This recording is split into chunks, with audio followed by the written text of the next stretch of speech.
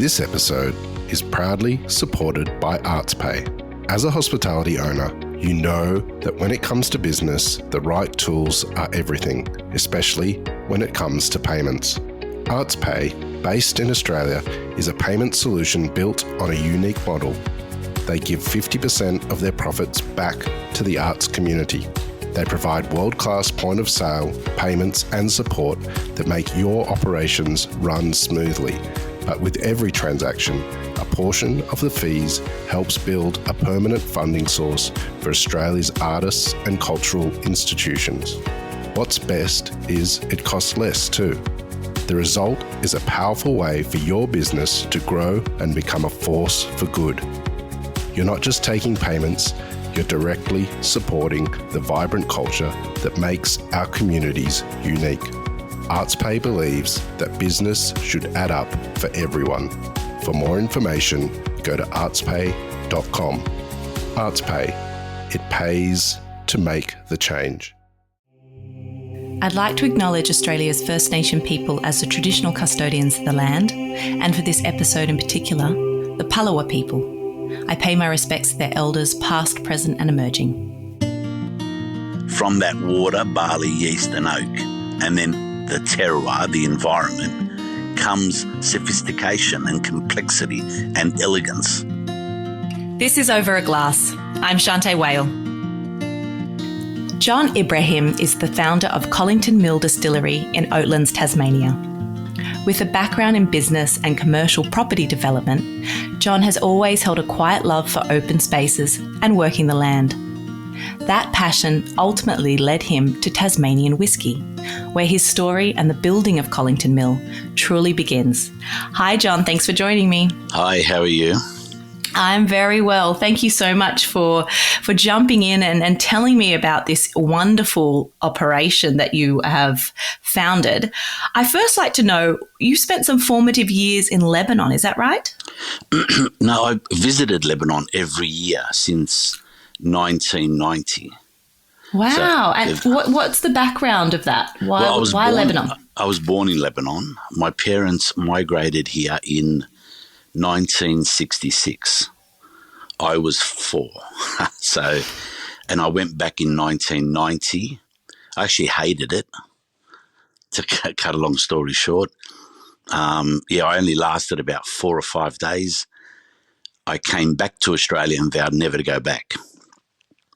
But I think in 1995 or 4, Mum persuaded me to go again, and I saw Lebanon through a different lens, rather than just look at the sectarian conflict and the parts of the underbelly of Lebanon, the wars and etc. I started to see the beauty of the culture, and I should have known better, because I was raised by Mum and Dad, and I was raised in the Lebanese community in Sydney. So, Lebanon's a mountain range right on the Mediterranean Sea. I think the highest elevation is 4,000 metres. So, I've been going back every year since then, purely because I love the mountains of Lebanon. And you said something in your introduction that I work the land. Well, these hands can't work anything. I have a love for the land. I have a passion for farming, but I'm just a city boy. I think there's a song that says, I'm a city boy, but I love the country life. So Lebanon, I knew I couldn't live in Lebanon because it's just, my culture's Australian now. But I wanted to be tied to nature. So that's what took me to Tasmania. Cleanest air in the world, pristine water, beautiful wilderness. So I went there and bought a property called Dysart House, where I think it's on 7 hectares, a huge heritage home. So I purchased that, and I did a little bit of a hobby farm, if you like, planted every fruit tree and vegetable garden.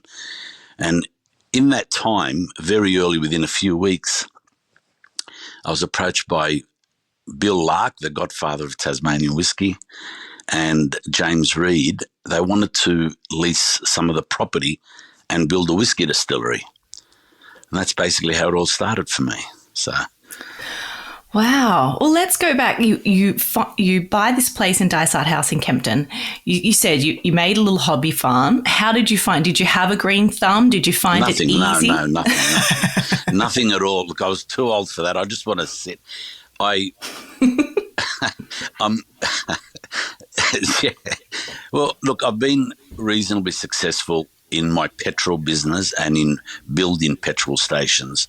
So it was time for me to just sit back and just enjoy nature.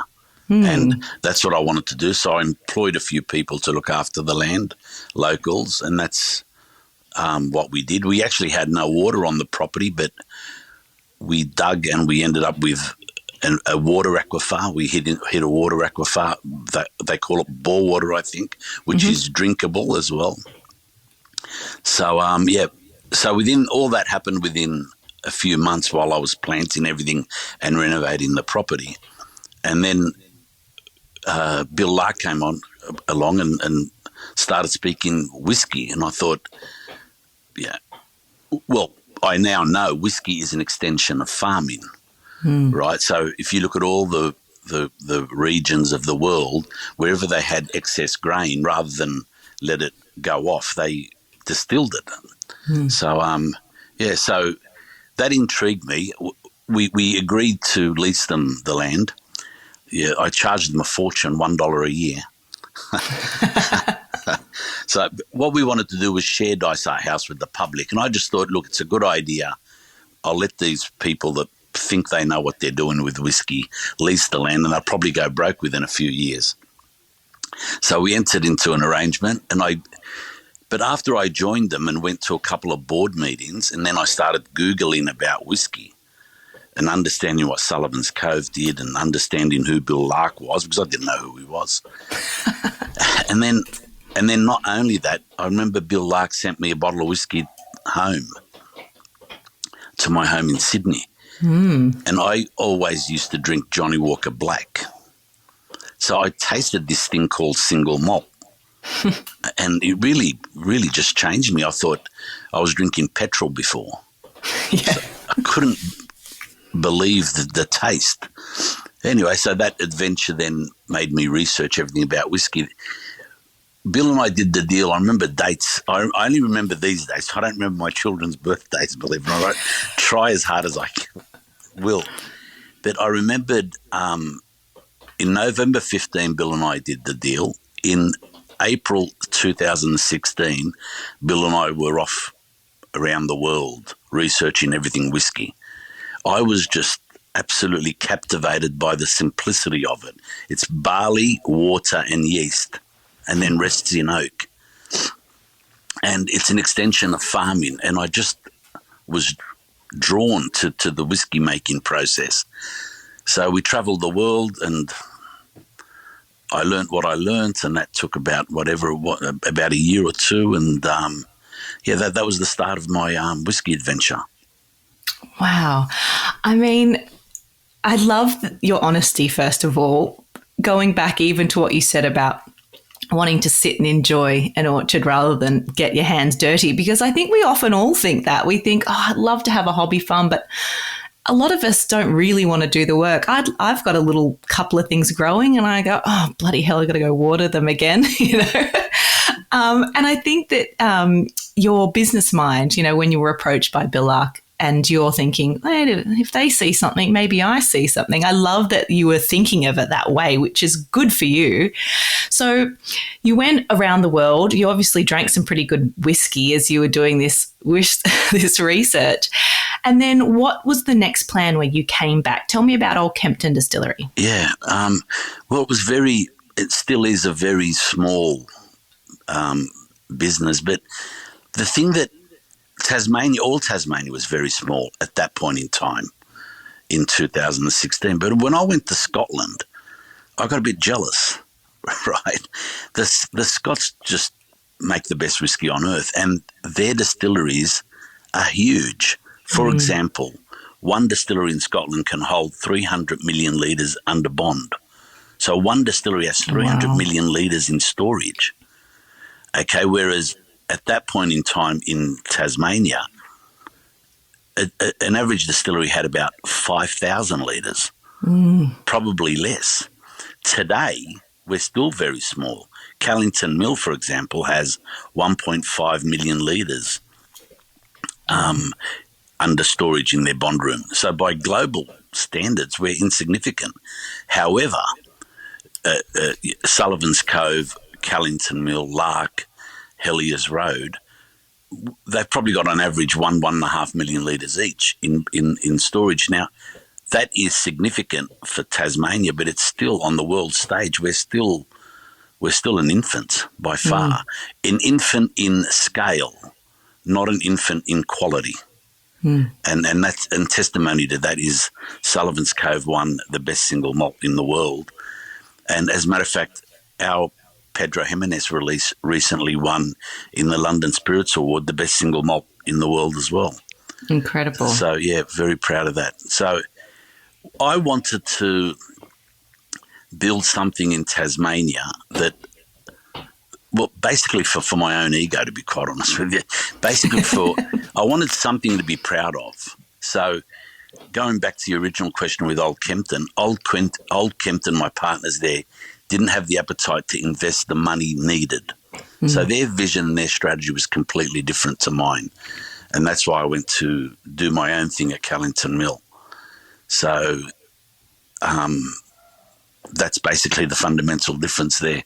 I think that's wonderful, because when you think about, like you said, you're traveling, you're seeing all these things, it doesn't happen overnight, does it? You don't build these incredible stone buildings and have, like you said, all the storage and all that. It happens over decades and decades, but it has to start with an idea. It has to start with somebody that's willing to invest and willing to put, a lot of things on the line to get it started. Yeah. Look, it starts off with a dream, and then and passion and love, and I think everyone that starts a whiskey distillery has that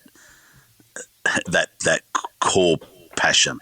But at the end of the day, I've also got a logical business brain, and I knew it was going to take a lot of money, and I knew it's a generational business. Like the first generation's not going to make money. I'm certainly not going to make money not in the first 20 years. I mean, look at Locke's a good example. Locke's been around now, 33 years. And, I mean, they're a publicly listed company. To the best of my knowledge, they've never returned a profit because they're in a growth strategy. They will return a profit. And in my opinion, they're the leading single malt company at this point in time in Australia. My goal is to sit side by side with them, but that's another point. But so it is a long-term play. So with whiskey, so you've got to have that understanding, and you've got to have that commitment. So you've got to have the love, you've got to have the passion, obviously, but you've also got to have the financial discipline and the financial dedication to see it through. John, when so in 22 you established Callington Mill, what are your thoughts on how is it going to stand out? What is it going to do differently than what the other, operations were in Tassie? Okay, look, fundamentally all whiskey's made from or single malt. We only make single malt, so it's barley, water, yeast, and then oak. So our focus is on attention to detail and using the best quality in every aspect. First and foremost, the whiskey distillery itself. So we commissioned Colmark. I wanted to make Tasmanian single malt with Tasmanian technology. I didn't want to import a distillery. So that was the first hurdle we had to do. And Colmark, to their credit, rearranged their entire business model to build Tasmania's first turnkey fully integrated whiskey distillery, which we now have. Now, once Callington Mill built this distillery, that then set in motion or became a beacon of light, I guess, for other distilleries to follow. So Sullivan's Cove now has rebuilt their distillery, which is a magnificent distillery. Locke as well. Warbs Distilleries built a lovely facility. Loreni Adams Distillery have now scaled up. So basically it was the catalyst, I think, to revolutionise and change Tasmania. But our point of difference is the fact that we use only Tasmanian barley. We make it with Tasmanian technology, and we use the best oak we can source in the world. We only use oak that had ex-fortified matured in it. So we only buy oak from Porto in Portugal and the Sherry Triangle in Spain. So premium oak. But fundamentally, whiskey is a scientific process. So our distillery, we can shape and manipulate and make decisions that will shape the whiskey making process. However, I think the real magic to whiskey is the unknown elements.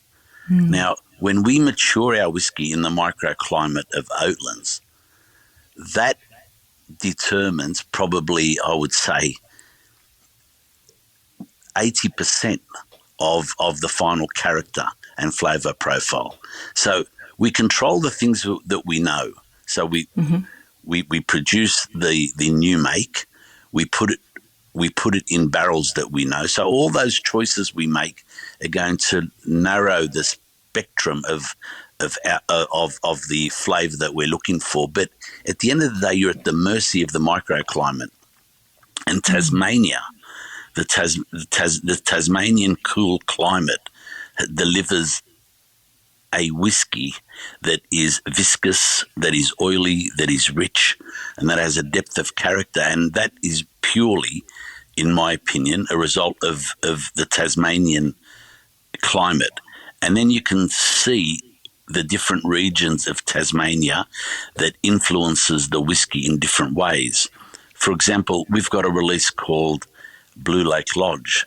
So our whiskey that matures in Oatlands at an elevation of, I think, about 500 metres above sea level, that is different to the whiskey that we mature in Blue Lake Lodge, which is 1,000 metres above sea level in the highlands. And you can just taste the different floral notes, say, in the Blue Lake Lodge maturation regime. So where the whiskey matures, I think, contributes a lot to the final character as well. So basically there's an element of romance and there's an element of, mystery when it comes to whiskey. And that's, I think, what differentiates Tasmanian whiskey, and we try to differentiate ourselves within that Tasmanian category by using exclusively only French oak, American oak, and European oak that once held fortified wine. And that delivers the flavour profile that we want. So there's a lot of variables at play. There is, you're right. It's essentially something fairly simple with a handful of ingredients, but there's so many tweaks that you can make. And I think it's interesting with, understanding oak and what oak imparts and your decision to kind of go out with these barrel acquisitions and then import these, and ship in full casks full of product and then empty them and use the kind of wet barrels. That's really kind of interesting because not only are you paying for very expensive oak, but you're also paying for product that you're not essentially using. What happens to the sherry and the Tokay and the brandy? Yeah, well, we purchase an array of sherry and port from Porto and from the Sherry Triangle. And you're right. Look, I can't remember exactly the price, but I think it's roughly anywhere between €1.5 per litre to €3 per litre.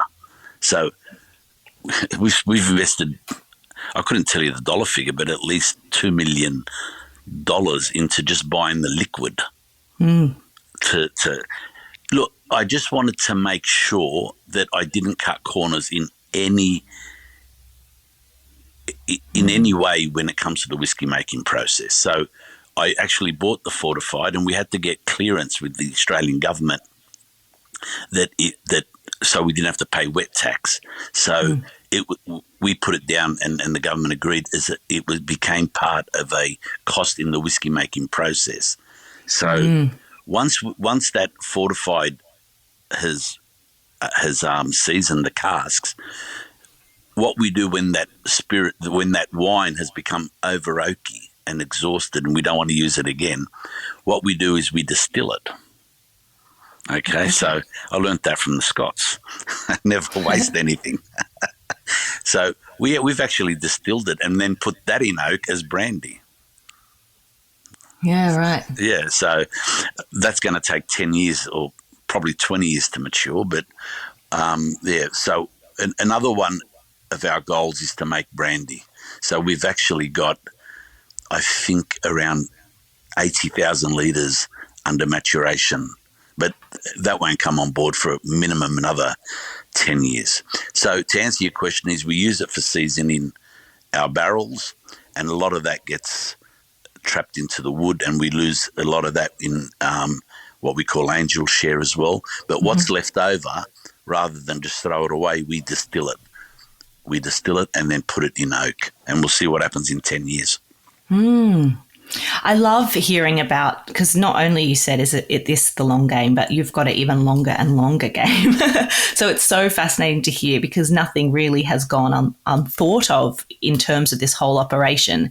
But I was lucky enough to try your amphora whiskey, which I had in my mind from what I expected of that, and it was not at all kind of what I had in my mind. It had such a bigger, richer depth base note of flavour before this absolutely like sultry, quiet, elegant finish. I was like, whoa, what's happening here? And so I kind of jumped on your website and I'm like, whoa, because it's always really nice, I think, to not necessarily know too much before you have a sip and a smell, and just kind of let the whole drink wash over you and then go, how have they managed to achieve that? So the amphora inspiration came a little bit from your experience in Lebanon. Tell us about that.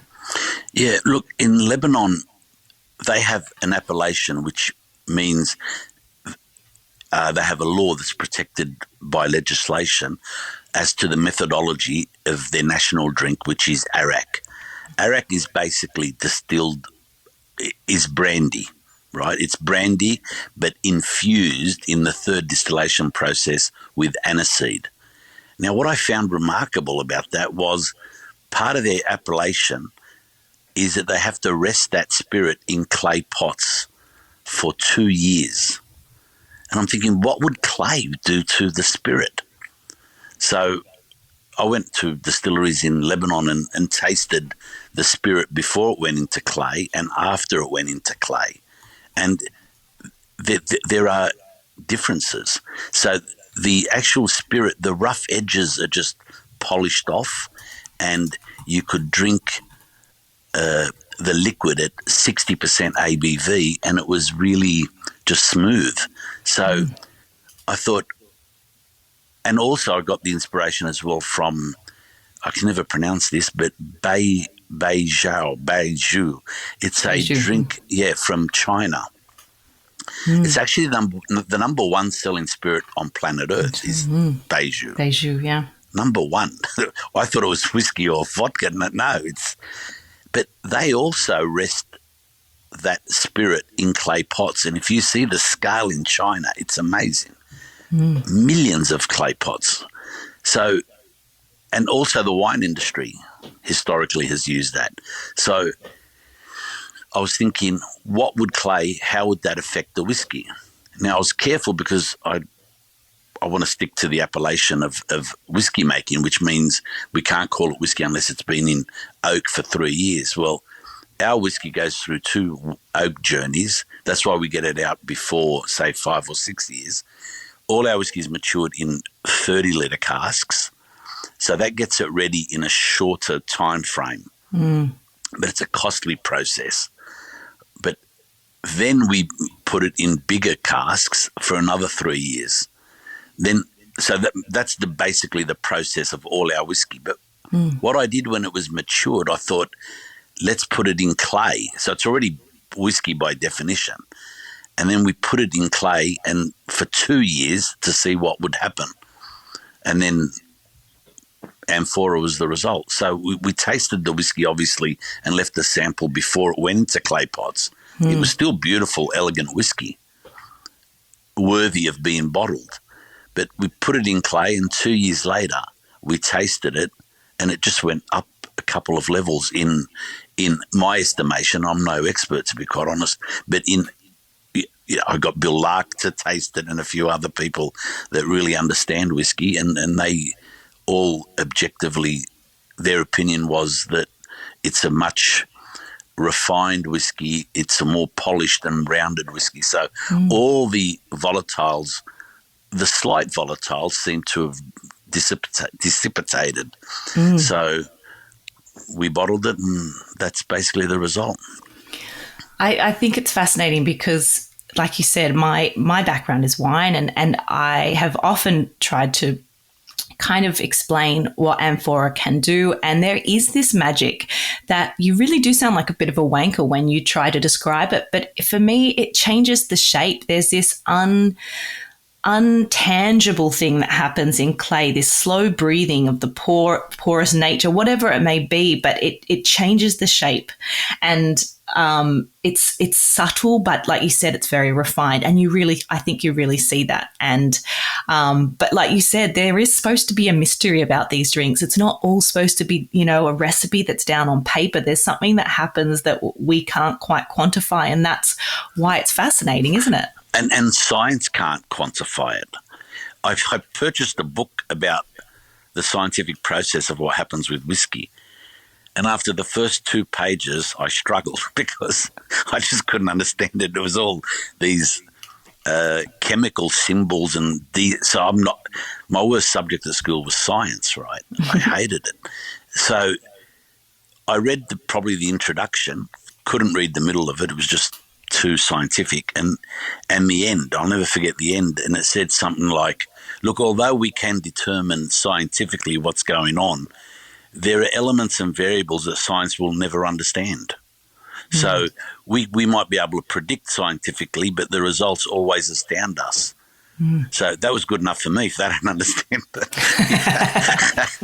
it was good enough for me. So, and that's what I think I love about it. Okay, so from that simplicity, from that water, barley, yeast and oak, and then the terroir, the environment, comes sophistication and complexity and elegance. And that's you it's like a child. Maybe I shouldn't compare it to that, but look, human beings are born. Okay, and we can even determine these days scientifically whether we want a boy or a girl and what have you. But you never know the spirit and the character of that human being until it's an adult. Okay, and we're all products of our environment, aren't we? All of us. Okay, so if my father didn't bring me out to Australia in 1966 and I was raised in Lebanon, I'm sure I'd be a totally different human being as to being raised in Australia. So genetics counts without a doubt, but the culture counts, well, whether it's more or less, but it counts. So where you mature is also critical. Whiskey's sort of similar. Where it matures, how it matures, that defines the whiskey ultimately. So it's the magic, it's the not knowing, it's the constructing all the variables to produce what you want to produce, and you can fine-tune it to a certain point, but you never know what you're going to get. You never know what you're going to get till after 10 years or 20 years. Even at 20 years, you can taste that whiskey and you think, I'm going to leave another 10. And at 30 years, it's changed again. So that's what I think is that's what I'm drawn to, and that's what I love. And the other thing with whiskey as well, it's the inverse of any business I've ever known. all business people look for return on investment almost immediately. Okay. This whiskey says to you, no. If you're a believer, put all your money up front now, right? And we promise you nothing, right? So true. It's true. Look, if you look at the market, especially, say, the Chinese market or the luxury market, everyone's into age statements. Now, I think I know enough whiskey to say that a 6-year-old whiskey can be as good as a 30-year-old whiskey. For example, you can mature a 30-year-old whiskey in wood that's been exhausted, that's a fourth fill. And then you can mature whiskey in wood like 30 litres and then transfer them to bigger casks. And that's achieved as much, if not more, sophistication than the 30-year-old one. So wood and the type of wood and whether the wood's exhausted or not matters as well. So if you compare the two, one's 30 years old and one's 6, arguably the 6 can be better. However, the market still wants an age statement. It demands it, because when the market looks at a bottle and says, that's 30 years, you're buying history, and it's just irreplaceable, and the market wants it. So a big part of our strategy is we've got whiskey that we'd never release until 21 plus. So we want to be in that space in 20 years' time, most definitely. And if you don't make it now, we won't have that. So, well, I thank you for your vision, not only because I think that you have, first of all, you do know when your input is needed and when to step back, and then hiring people like Blair Whitehead, your distiller, knowing to get the right people in to do the job that's needed, but also for providing a beautiful place in Oatlands as well for people to visit. And you talked earlier about some of your awards. You've won World's Best Single Malt, you've won Craft Distiller of the Year, and also Visitor Attraction of the Year. And I think that that's a really important award to win, because what that does for that community out in that area to encourage people to travel up through into Oatlands, that's going to do so much for the people around you as well. Yeah. Look, everything about our operation speaks to our brand. Okay, and what is a brand? A brand is a reputation. So we're the new kid on the block, but what we want to be is the best kid that we can be. So we built the distillery we built it with visitation in mind. So every part of our operation there, the consumer can see what we're doing. So even our distillery tours are unguided. So you can go in and do a tour and rub shoulders with Blair and our distillers while we make whiskey. It's all in view. Even at the restaurant, there's a glass partition where you can see the stills. Our kitchen, where we cook, is an open kitchen. So transparency into everything we do is there for the public to see all the time. And we wanted to give an elevated experience, which I think we've achieved. So, we're very proud of that. And we've also taken the experience to Hobart. We've just opened a new restaurant, cellar door, in the Mac 1 Hotel on Hobart's waterfront. So it's important to market our brand and to invite people to come to our home and experience who we are and get to know us and have a personal relationship with us. That's critical for us moving forward. Well, like I said before, I thank you for your vision. I thank you for your risk that you've taken to do what you have done. I love the fact that you have really, thought about the whole process and wanted to do everything right from the beginning. And I think that Callington Mill has a very exciting future ahead. And I do want to know a little bit about you, John. If you could only drink 3 drinks for the rest of your life, what would they be and why? Only 3 drinks for the rest of my life. What would they be and why? Well, I've only been drinking 3 drinks all my life. Great. And I don't think they'll change. I like whiskey, okay? I like brandy or cognac and a glass of wine with dinner from time to time.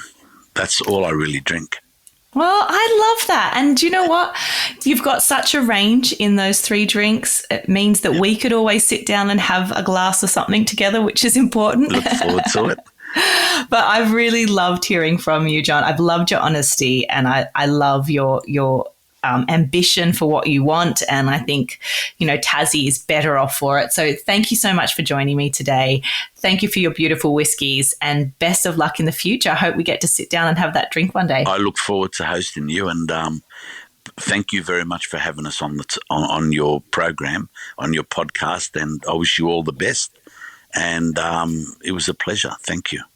Thank you. Cheers to you, John. Bye-bye. Bye-bye. This is Over a Glass. I'm Shanteh Wale. Stay tuned for more stories from the world of wine and drinks. Listen in every Thursday on your podcast app. Follow us on Instagram @overaglasspod and contact us at overaglass@deepintheweeds.com.au.